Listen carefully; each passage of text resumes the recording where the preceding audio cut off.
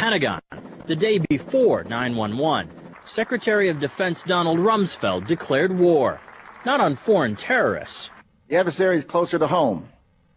It's the Pentagon bureaucracy. He said money wasted by the military poses a serious threat. In fact, it could be said that it's a matter of life and death. Rumsfeld promised change, but the next day, the world changed. And in the rush to fund the war on terrorism, the war on waste seems to have been forgotten. My '03 budget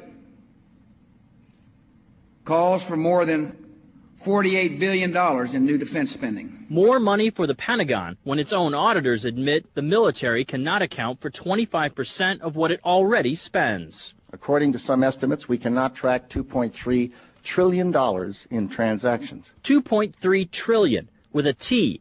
That's $8,000 for every man, woman, and child in America. To understand how the Pentagon can lose track of trillions, consider the case of one military accountant who tried to find out what happened to a mere $300 million. We know it's gone, but we don't know what they spent it on. Jim Minery, a former Marine turned whistleblower, is risking his job by speaking out for the first time about the millions he noticed were missing from one defense agency's balance sheets. Minery tried to follow the money trail, even crisscrossing the country looking for records. The director looked at me and he says, "Why do you care about this stuff?" It took me aback, you know. My supervisor asked me why I care about doing a good job. So he was reassigned and says officials then covered up the problem by just writing it off.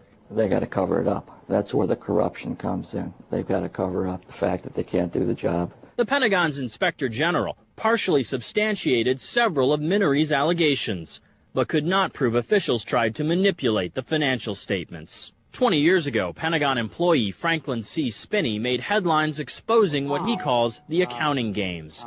He's still there, and although he does not speak for the Pentagon, he believes the problem has gotten worse. Those numbers are pie in the sky. The books are cooked routinely year after year after year. Retired Vice Admiral Jack Shanahan commanded the Navy's Second Fleet the first time Donald Rumsfeld served as Defense Secretary. With good financial oversight, we could find $48 billion in loose change in that building without having to hit the taxpayers. In the 2.5 minutes since this report began, the Pentagon has spent nearly $2 million, and it may never know where 25% of those tax dollars went. In Los Angeles, I'm Vince Gonzalez for Eye on America. As soon as we got out of the train station, people were screaming and crying and yelling, and it was just total chaos, and the bottom of our building was blown out. Down Broadway.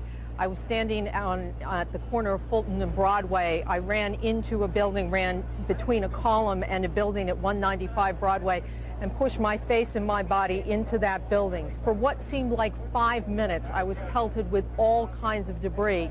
I crouched down, was coughing, trying to breathe. You couldn't get any air. The air was so full of smoke and dust. At 10:30, I tried to leave the building, but as soon as I got outside, I heard a second explosion and another rumble and more smoke and more dust. I ran inside the buildings, the chandelier shook, and again, black smoke filled the air. Within another 5 minutes, we were covered again with more silt and more dust. And then a fire marshal came in and said we had to leave because if there was a third explosion, this building might not last. The streets of the financial district covered with debris, in some cases ankle deep. Cars on fire, cars just turned by the force of the explosions. It was like something no one had ever seen. All right, thanks very much, NBC's Ann Thompson. But let me ask you, after you finally emerged from that building, what about other people who could not get into a building? What kind of casualties did you see? Tom, I will tell you that when I walked out of the building on Broadway and headed down towards Canal, it was as if there had been a blizzard of debris and dust all over the street. I saw people running, I was walking, there were a lot of rescue people there, but there were people injured. I saw a woman being carried by two men. It was like something I had never seen anything like it, and all I could think of was just to get away from there, to get to safety. And as I kept walking to Canal Street, I could hear yet another explosion behind me. It was truly one of the most frightening moments I've ever lived through.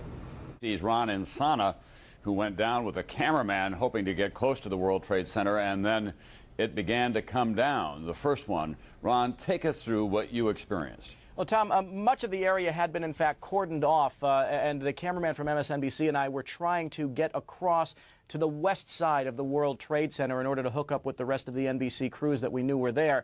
As we were moving towards the building, we saw the top begin to blow out in a plume of smoke, and we heard the noise associated with an implosion.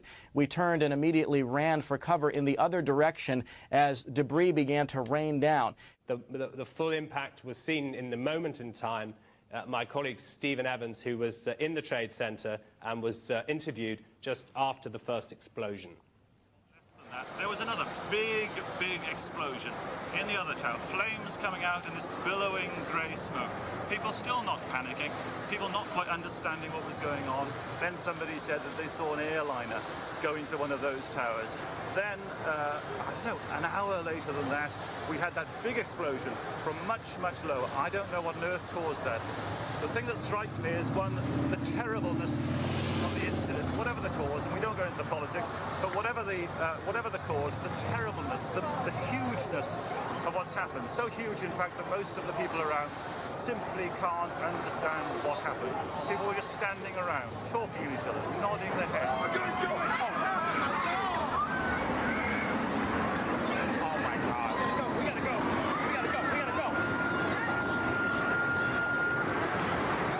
Oh my God. Your story is important. What happened?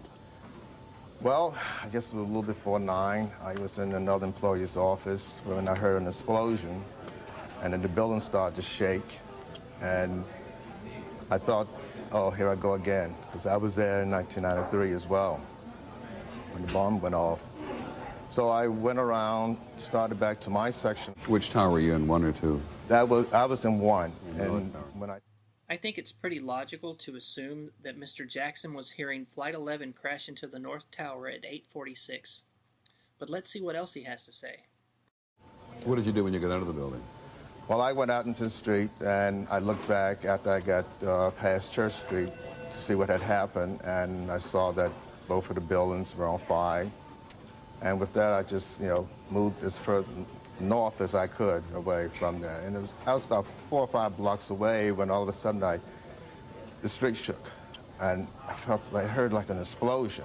I thought, oh my God, I said, the bomb just went off. And I turned around and looked back, and I saw all of this soot and smoke, and everyone just started running then. Which tower were you in, 1 or 2? I was in 1. And when I saw that was when Tower 2 collapsed. The South Tower, the first to go, and the North Tower after that.